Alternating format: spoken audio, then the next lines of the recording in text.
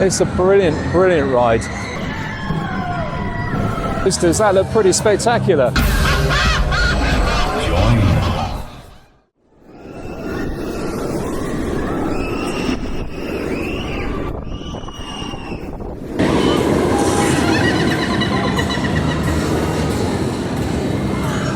So there you go, that's the dueling coasters. That looked pretty spectacular. Yeah, wow, that was amazing. That was amazing. So, let's go get our tickets and let's get on.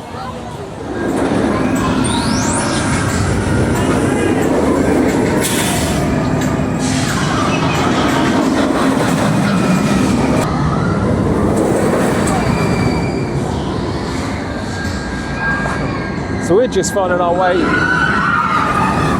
into the queue line, as you can hear. It's quite a noisy experience in the best of times, but yeah, I do love the theming of this. I mean, it's very rare to find a coaster where the queue line wraps amongst the actual ride itself, but then again, it's not often you find a coaster that wraps itself around itself like this one here. It's a brilliant, brilliant ride. We've been on it front row, been on it back row, several times in the middle. Every time, love it. Although it's the same designer and manufacturer as Saw the Ride, love it. Oh, this sound's just going to pot here. So even though it is the same constructor as Saw the Ride, I don't find it as rough.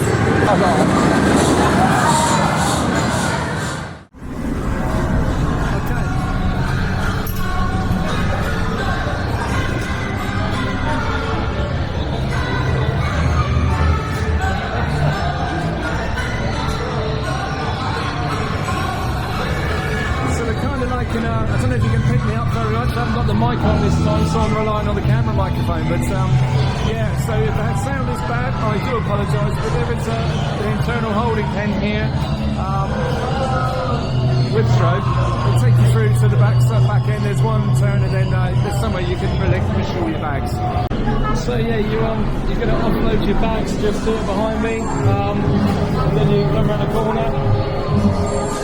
And then off straight up the stairs. So here inside is the ride station. I made the camera up so you can see it. It's pretty cool. The theming's fantastic. The big glass section you can see in the background, that's where the ride operator is. So it's a good view down the train. But once it leaves, they're all going to rely on cameras, absolutely. But I raised up so you can have a good look.